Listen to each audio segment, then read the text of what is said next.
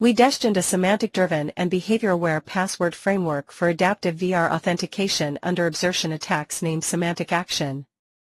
Next, I will introduce this work in detail.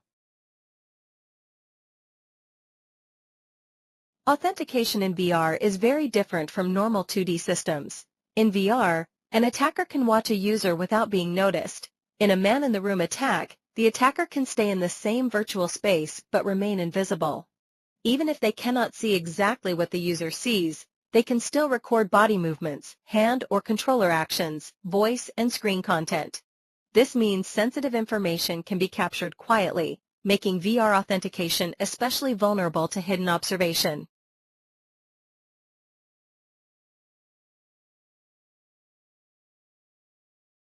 Traditional knowledge-based methods like passwords remain widely used, but suffer from memorability issues and are vulnerable to man-in-the-room attacks, where attackers can secretly observe user behaviors in immersive environments.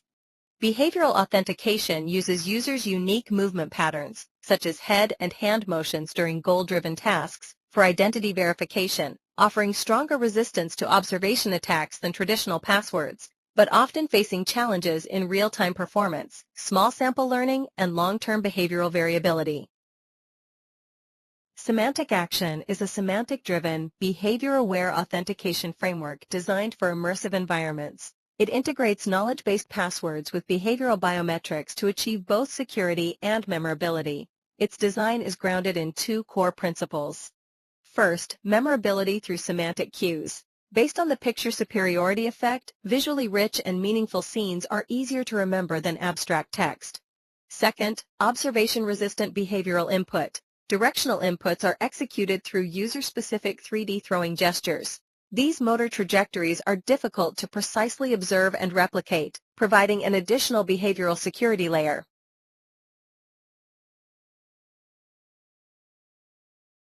Semantic Action has two-part password setting and authentication stage.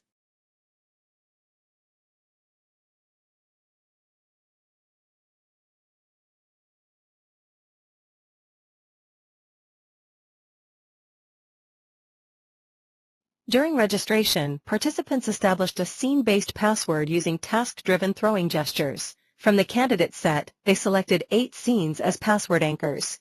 Within each chosen scene, one of 8 possible directions, N, E, S, W, W, was specified by throwing a virtual ball toward the target, thereby encoding the directional element of the password.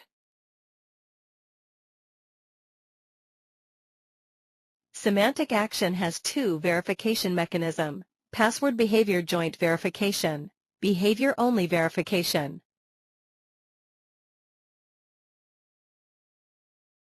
Password behavior joint verification is designed for the few-shot stage. Users perform throwing gestures for 6 of 8 predefined scene direction pairs, with 2 additional decoy scenes. Authentication succeeds only if all 8 gestures pass the single constraint verification and the A6 directional inputs match the enrolled user.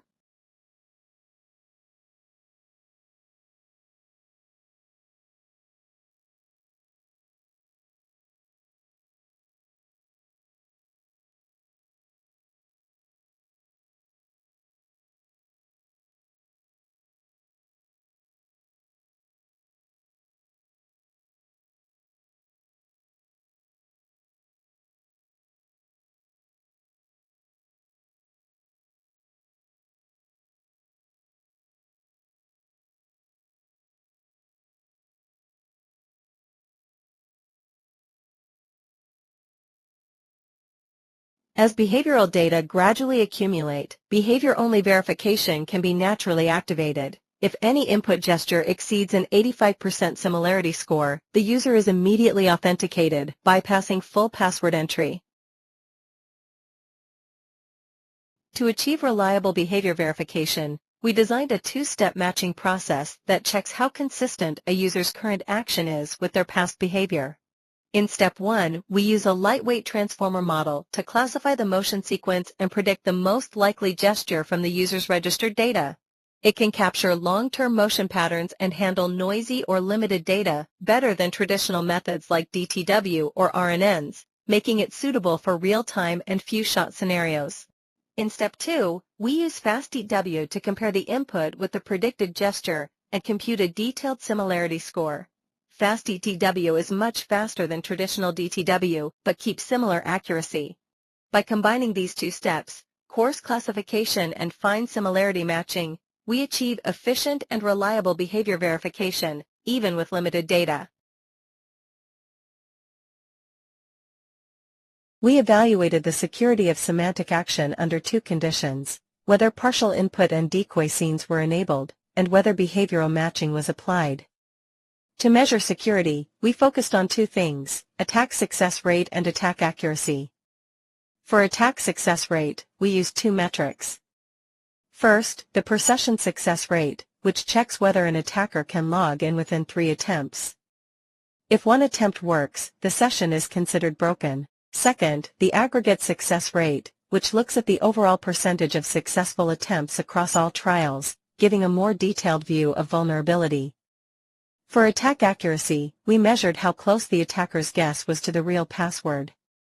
Scene accuracy checks if they chose the correct scene, and direction plus scene accuracy requires both the correct scene and the correct direction. Obfuscation dramatically reduces MITR attack success.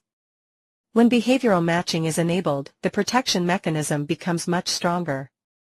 Overall, these two mechanisms work together in different ways. Obfuscation makes it harder for attackers to figure out the real password by adding uncertainty. Behavioral matching, on the other hand, strictly rejects inputs that don't match the user's behavior. For the objective evaluation, we used a within-subject design over 5 consecutive days.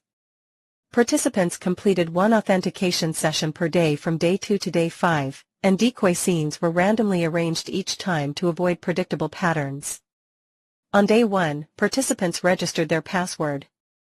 They selected 8 scenes from 15 options and chose one direction in each scene, forming an 8-element scene direction password. Each input was performed as a throwing gesture, which we recorded to build the behavioral profile. To make sure they really remembered it, they had to confirm the password correctly 3 times in a row.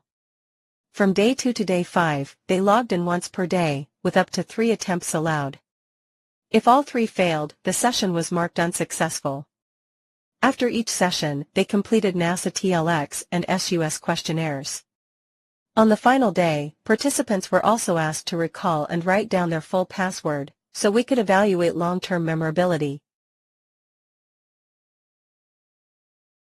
For memorability, we divided memory accuracy into 2 parts.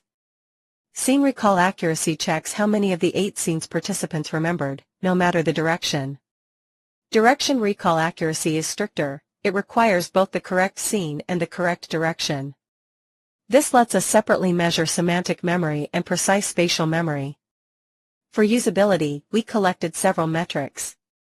We looked at whether participants could log in within 3 attempts per session, and the overall login success rate across all sessions.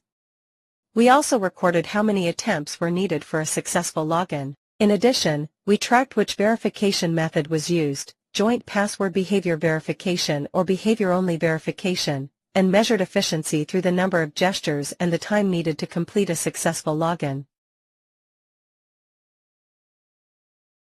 Participants showed almost perfect memory performance, with 100% scene recall accuracy and 95% direction recall accuracy.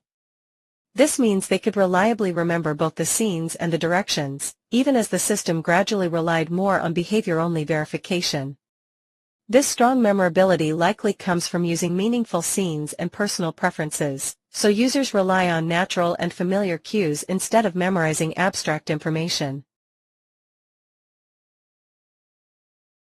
In terms of usability, authentication time dropped clearly over 5 days, from about 70 seconds to 45 seconds, as the system increasingly switched to behavior-only verification. This shows a smooth transition from knowledge-based login to behavior-driven authentication. Both objective results and subjective feedback suggest good overall usability. However, These findings are still preliminary, since the study involved a relatively similar group of participants and a short evaluation period. Thanks for your listening.